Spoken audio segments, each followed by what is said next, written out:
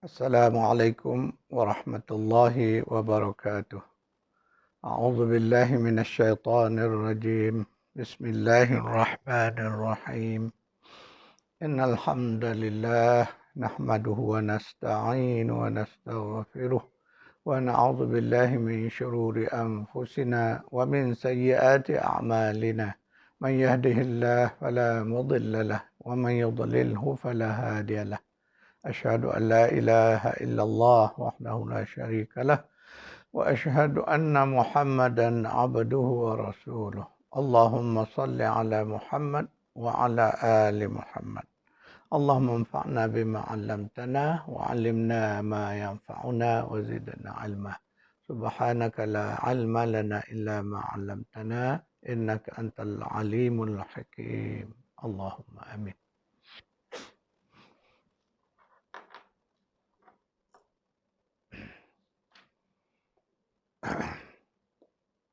Alhamdulillah, syukrunillah, pagi ini kita dapat bersama-sama bagi meneruskan kuliah tadabbur surah Al-Fatihah. InsyaAllah kita pagi ini masih di dalam bab basmalah. Bismillahirrahmanirrahim. Dengan menyebut nama-nama bagi Allah yang maha pemurah lagi maha penyayang. Hari ini kita masuki bab kecil, iaitu di dalam lafaz basmalah. Ingat bahawa yang paling penting ialah lafzul jalalah, iaitu lafaz Allah. Lafaz Allah disebut sebagai lafzul jalalah. Jadi mari kita lihat dari mana asal kata Allah, ya, lafaz Allah. Saya akan bawa tuan-tuan perempuan ke papan putih.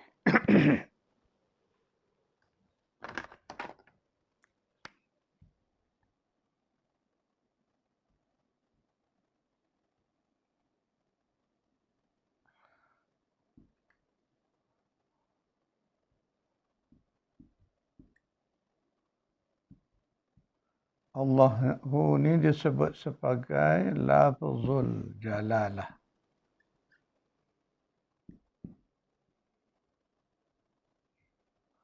Lafzul jalalah makna lafaz yang teragung, yang hanya satu khusus untuk Allah. Kalimah Allah adalah dari segi tata bahasanya ialah kalimah isim. Isim ma'rifah atau nama khas. Nama khas. Jadi apa dalil nama khas ya? Kita melihat sini ada alif lam di hadapan kalimah. Jadi asal katanya ialah dari lafaz ilahun. Ilahun.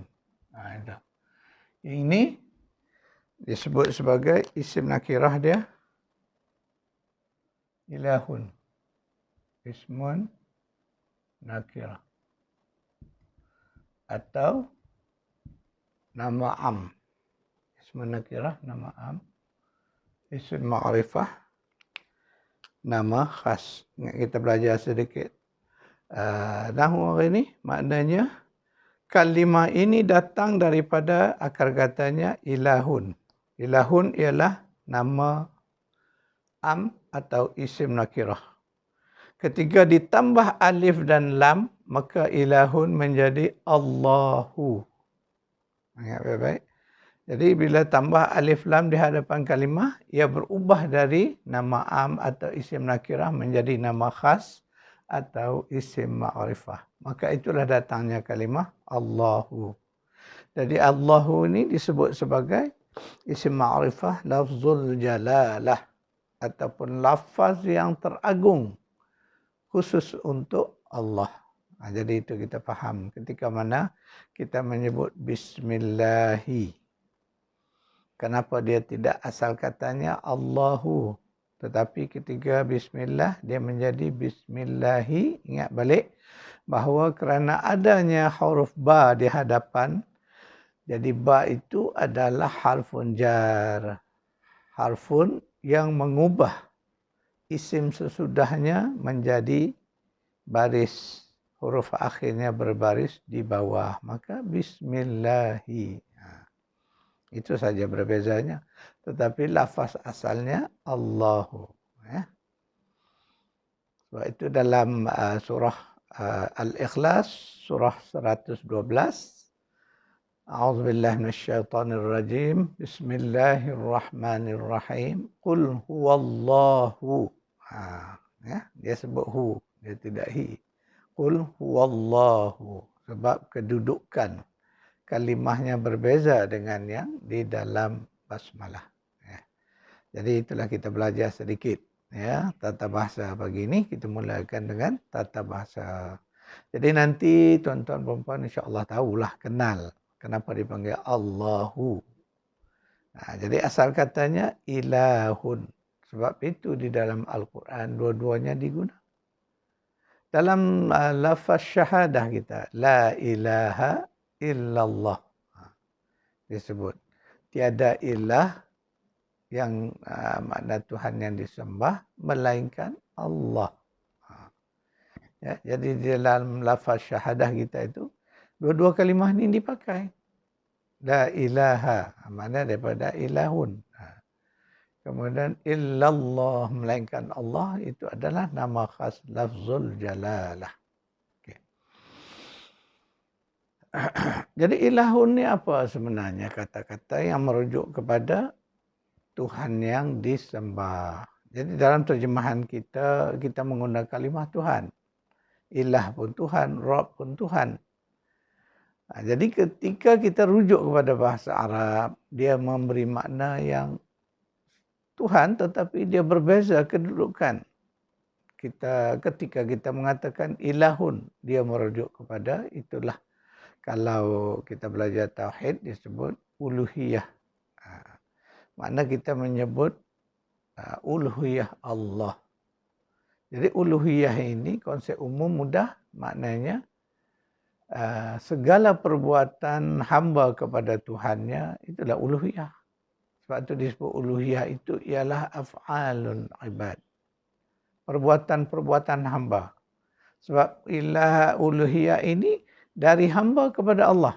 Maknanya kita menyembah Allah, kita beribadat kepada Allah, kita mengabdikan diri kita kepada Allah. Itu uluhiyah. Mudah aja nak fahamnya. Tuan-tuan yang keliru, yang belum belajar tauhid uluhiyah ni. Uluhiyah ni makna segala perbuatan-perbuatan hamba kepada Tuhannya. Contoh kita taat, kita salat, kita beribadah, apa saja kita bersyukur, alhamdulillah contohnya. Itu makna perbuatan uluhiyah kita. Mana kita mengabdi diri kepada Allah. Itu uluhiyah. Rububiyah pula apa bezanya? Sebab apa? Di dalam Quran dia menggunakan dua lah. Ada kadang-kalanya disebut sebagai uluhiyah dan ada kalanya Allah menggunakan rububiyah. Jadi rububiyah itu dari perkataan Rabb. Kita ingat balik, nanti kita akan masuk di ayat yang kedua. Itu kita akan mendalami. Alhamdulillahi Rabbil Alamin. Jadi ada dua kalimahnya. Rububiyahnya Rabb. Allah itu Rabb. Jadi dua-duanya ada di dalam satu ayat tadi. Okey, tuan-tuan dan puan, nanti insya-Allah nanti ketika kita memasuki ayat kedua kita akan huraikan konsep uluhiyah rububiyah ini dengan lebih mendalam. Ya.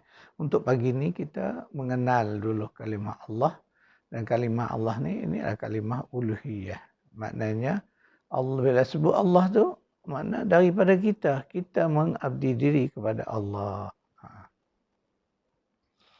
Biasa dalam terjemahan itulah saya kata biasa terjemahan dia mengenal lafaz Tuhan. Jadi Rabb pun Tuhan, Allah pun Tuhan. Memang betul lah, tetapi dia tidak dapat menggambarkan kedudukan dia.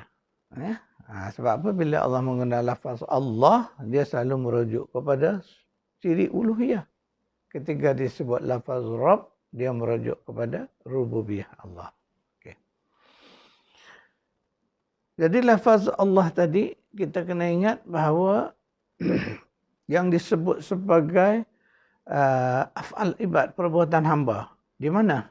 Nanti kita akan ketemu juga di dalam surah Fatihah nanti, iaitulah pada ayat yang kelima. A'udzubillahi minasyaitonirrajim. Iyyaka na'budu wa iyyaka nasta'in. Hanya sahaja kepada Engkau lah ya Allah kami mengabdikan diri kami. Kami beribadat kepadamu. Dan hanya kepada Engkau sahajalah ya Allah kami mohon pertolongan. Di situlah terletaknya kita nak memaham konsep uluhiyah tadi. Mana kita menyembah Allah, bersolat, bermunajat, rokok, sujud. Itu semua amalan-amalan untuk kita menyatakan keagungan Allah sebagai ilah yang kita abdikan diri. Dan hanya kepada Allah lah kita mohon pertolongan. Itulah sebab kita kena faham nanti dalam konteks-konteks lain Allah menyebut bahawa Allah itu disebut dialah wali kita, pelindung kita. Dan Allah jugalah Al-Wakil, penjaga, pemelihara kita. Al-Hafiz, pemelihara kita. An-Nasir, penolong kita. Jadi nama-nama dan sifat-sifat ini menyokong kepada ciri-ciri Allah. Ya. Jadi itulah kita faham tadi, mana lafzul jalalah ni khusus hanyalah untuk Allah. Kemudian kita lihat pula bagaimana kita lihat dalam surah Muhammad, surah 47. Tuan-tuan perempuan yang ada buku boleh lihat di halaman 77 atau 60 atau 61 buku baru. Jadi di situ kita baca ayat dia, pendek saja, dan ayat ini sering dibaca ketika orang bertahlil. Jadi lafaznya a'udzubillahi minasyaitonir rajim. Fa'lam annahu la ilaha illallah. Ketahuilah sesungguhnya tiada ilah melainkan Allah. Itu makna dia yang mudah dan mendapati makna tadi. Ya. Biasa kita sebut tiada Tuhan, tapi kita biasakan tiada ilah melainkan Allah. Jadi kita merujuk kepada ilahun, konsep ilah tadi. Sebab itu dalam bahasa Arab ni tepat makna dia. Jadi ketika kita terjemah tu kadang-kadang dia memerlukan penjelasan untuk kita memaham kalimah yang tepat. Jadi sebaik-baiknya katakanlah tiada ilah melainkan Allah. Sebab ilah tadi adalah merujuk kepada Tuhan yang kita sembah. Mana yang kita abdikan diri kita. Itulah ilahun. Kemudian di dalam syahadah yang kita sebut, kita baca dalam ayat ini, tiada ilah melainkan Allah. Jadi di situ digunakan dua-dua tadi. Tiada ilah tu makna digunakan isim nakirah ataupun nama am. Kemudian illallah, melainkan Allah itu adalah isim ma'rifah. Dua-dua digunakan di dalam lafaz tadi. Jadi dengan insya-Allah tuan-tuan puan-puan selalu bersyahadah la ilaha illallah, maka kita akan faham maknanya disebut itu. Sebab konsep ilahun ni satu ilah makna. Tapi di dalam jamak ni disebut alihah. Alihatun. Maknanya ilah-ilah yang banyak. Jadi ilah yang banyak itu siapa? Untuk siapa? Untuk orang-orang yang mensyirikkan Allah. Tapi bagi kita orang yang beriman, ilah hanya satu lah. Itu sebut ilahun. La ilaha. Tiada ilah yang layak disembah. Illallah. Kecuali melainkan Allah. Itulah syahadah kita tadi. Ya. Kemudian kita lihat pula surah Ali Imran ayat 62. Surah Ali Imran 62.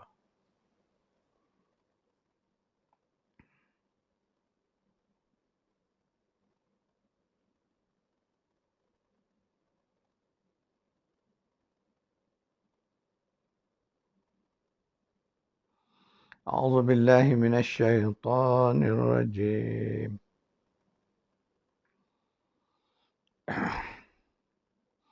إن هذا لهو القصص الحق وما من إله إلا الله وإن الله لهو العزيز الحكيم. Sesungguhnya ini ialah kisah-kisah yang benar. Mana kisah-kisah yang kita baca sebelum itu, itulah kisah-kisah yang disebut dalam ayat sebelumnya ialah tentang Isa, penciptaan Isa dan sebagainya itu.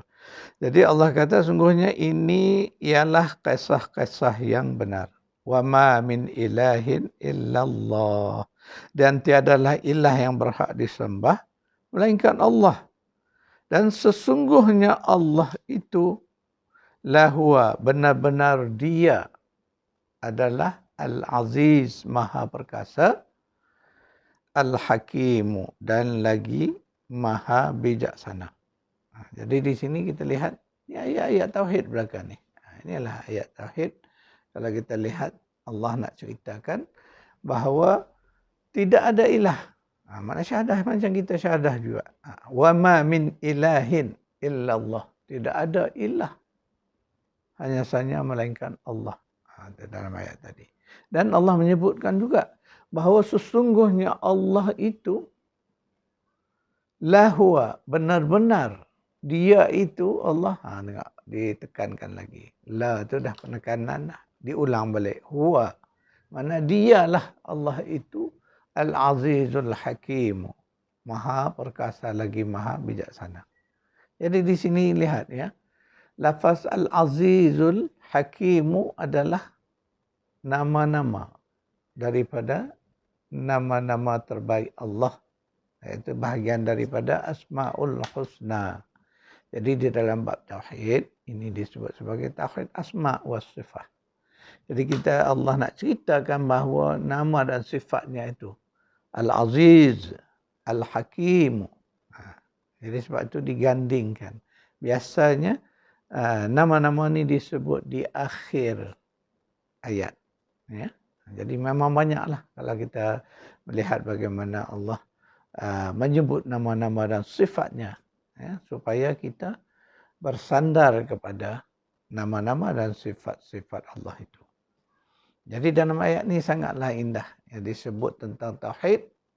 Tauhid uluhiyah tadi bahawa tidak ada ilah selain daripada Allah. Dan Allah menyebut bahawa di situ bahawa dialah yang maha perkasa lagi maha bijaksana.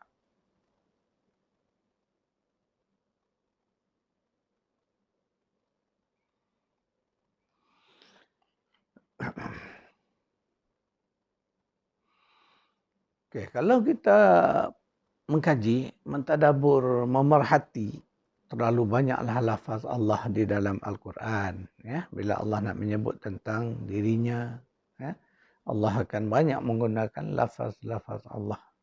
Jadi di situlah kita melihat tauhid kita. Ya.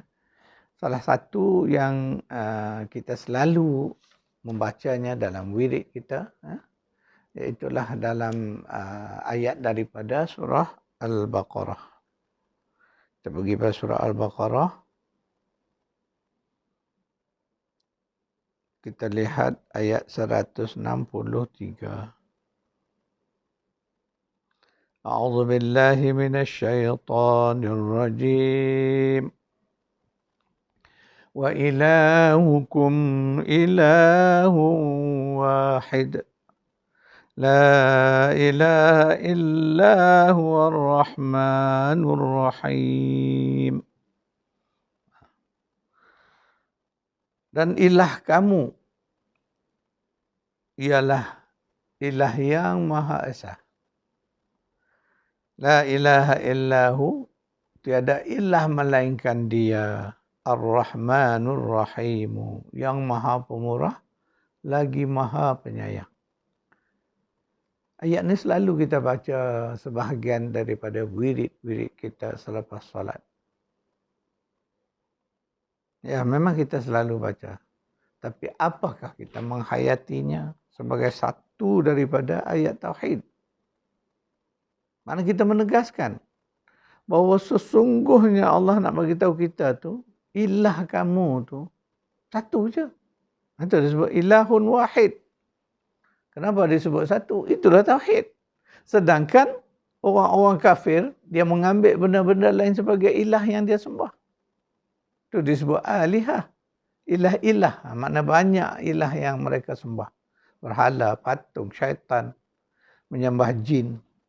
Ada yang menyembah matahari, bulan. Ada yang menyembah api. Menyembah semangat roh dan macam-macam. Semua itu mereka menjadikan sebagai ilah mereka. Alihah. Makna banyak, bukan satu. Kita tidak, satu je ilah kita. Dan hakikatnya pun Allah sebut tidak ada ilah, hanyalah Allah. Bermakna apa yang dianggap ilah, alihah oleh orang kafir itu bukanlah sebenar-benarnya ilah. Maksud dia begitu, kena faham. Tetapi bila merujuk kepada isu orang kafir, mereka menganggap itulah sembahan-sembahan mereka itu sebagai alihah mereka. Atau Tuhan-Tuhan yang mereka sembah. Itu.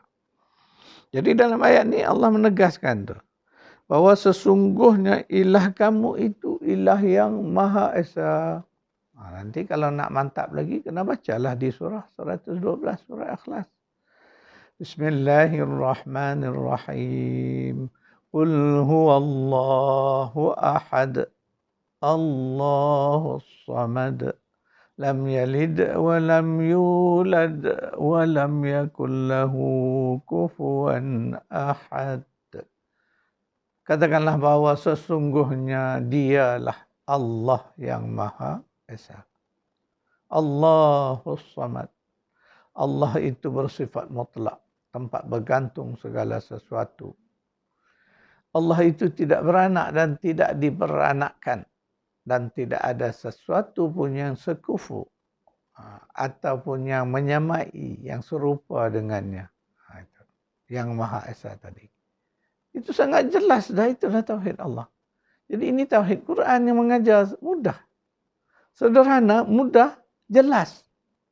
Tidak ada argument lagi. Lihat itu. Sebab itu ketika zaman Rasulullah dulu, orang-orang Badui, orang-orang Arab Badui yang datang dari kampung-kampung itu bukan cerdik sangat. Mereka ni tidak berpelajaran tinggi. Tetapi itulah cara Allah, Nabi SAW mengajar mereka mengenai tauhid. Katakanlah Allah itu Maha Esa, jelas sudah. Itulah yang sebaik-baiknya kita memahami tauhid ni, biar berakarkan kepada Al-Quran. Kalau di situ kita melihat mantapnya tauhid dan mudah kita nak memahaminya. Sebab dalam tauhid, dia mentauhid Allah dan kita kena belajar dua benda dalam tauhid. Mengenal tauhid, bagaimana mengesahkan Allah. Satu lagi kena tahu juga tentang syirik. Jadi dua benda yang kita kena tahu. Sebab sifat Quran begitu. Dia mengajar bagaimana kita kena jauh daripada syirik. Syirik itu apa? Dijelaskan. Supaya kita kena kenal juga syirik. Sebab tanpa kita mengenal syirik, takut-takut kita tergelincir ke dalam kesyirikan. Jadi sebab itu dalam ada dua. Tahu bagaimana nak mentauhidkan Allah dan tahu bagaimana nak menjauhi syirik tadi. Semalam pun saya dah sebutkan beberapa isu-isu yang berkaitan dengan syirik. Jadi ayat 163 dari surah Al-Baqarah ini, kita lihat tadi sangatlah indah, digabungkan sekali di situ. Allah sebut la ilaha illahu, tiada ilah melainkan dia. Dia yang mana? Ar-Rahmanur Rahimu. Allah ikuti dengan sifat dan asma'nya, iaitulah Allah yang Maha Pemurah. Kemudian lagi Maha Mengasihi. Maha Penyayang. Lihat tu di situ. Kan jelas, mantap. Mana di situ lengkaplah tauhidnya dengan asma' wa sifat untuk support. Itulah tuan-tuan dan puan. Maka disebut dalam tauhid itu ada tauhid asma' dan sifat. Kerana Allah menegaskan yang ini. Bahawa Allah yang Esa itu yang mana? Itulah dia yang bersifat Rahman. Bersifat Rahim.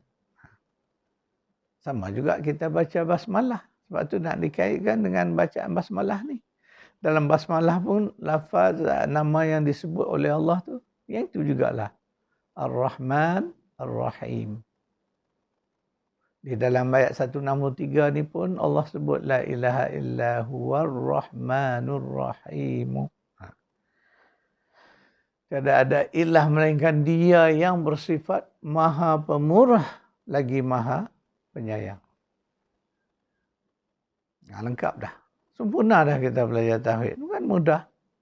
Tauhid Quran ini mudah gitulah, sebab tu saya mengatakan tauhid Quran itu sangat mudah. Terus direct to the point. Tak ada berbelit-belit.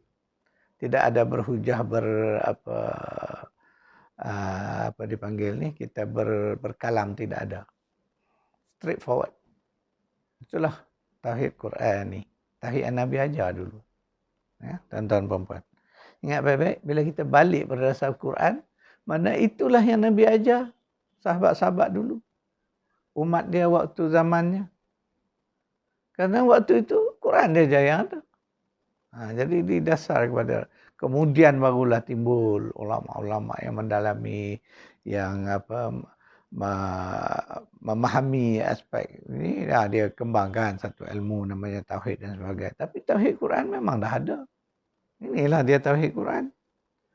Bila kita menyebut lafaz Allah, dah tentulah itulah balik kepada tauhid uluhiyah tadi. Ya. Jadi tuan-tuan perempuan, pagi ni kita dah mengupas tentang lafzul jalalah. Ingat ya, bila sebut nama Allah itu, kita rujuk dia sebagai lafzul jalalah. Tetapi kalau nak i'rab lebih baik lagi, kita boleh sebut Allah itu lafaznya isim. Jenis mana isimnya? Isim ma'rifah. Tapi kena sebutlah. Isim ma'rifah, lafzul jalalah. Lafaz teragung khas untuk Allah. Begitu cara dia. Itu kalau orang belajar nahwu dia sebut gitu. Meng'irabkan dia. Jadi tuan-tuan perempuan, pagi ini saya fokuskan kepada lafaz Allah, dan besok insya-Allah kita sambung lagi lafaz basmalah ini pada lafaz-lafaz berikutnya. Ya. Jadi sekadar itu dulu kuliah kita pagi ini. Ya.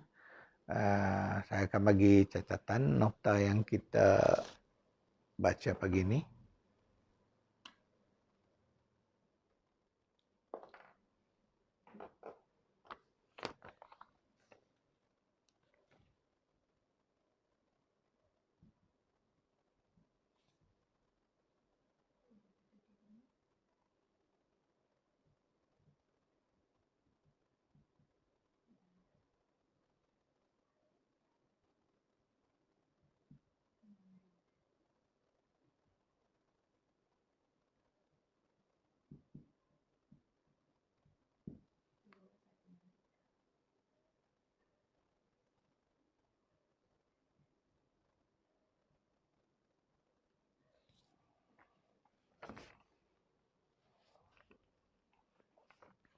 Tuan-tuan perempuan, itu nota ayat-ayat yang kita baca berkaitan tadabbur basmalah kita pagi ini, iaitu ada 5 ayat yang saya sebut. Yang pertama,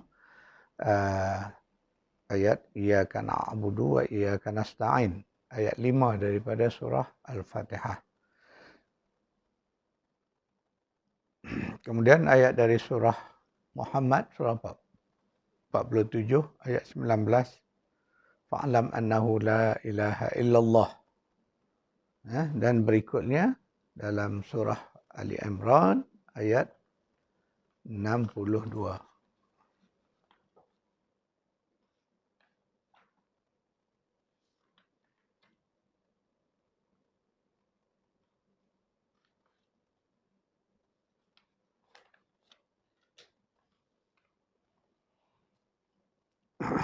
Jadi tuan-tuan perempuan, rujuklah kepada ayat-ayat yang saya catatkan di papan putih itu ketika tuan-tuan perempuan mengulangi kuliah kita.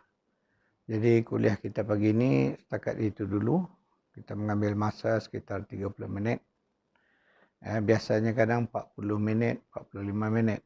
Jadi mungkin agak panjang pada setengah daripada kita. Jadi insya-Allah kita maintain lah dalam setengah jam kuliah kita supaya tidak mengambil masa yang panjang. Setakat itu dulu tuan-tuan puan-puan. InsyaAllah jika diizinkan Allah kita berjumpa lagi di besok hari. A'udzubillahi minasyaitonirrajim. Bismillahirrahmanirrahim. Alhamdulillahi rabbil alamin. Wassalatu wassalamu ala asyrafil anbiya'i wal mursalin wa ala alihi wa sahbihi ajma'in. Allahumma arhamna bil Qur'an waj'alhu lana imaman wa nuran wa hudan wa rahmah.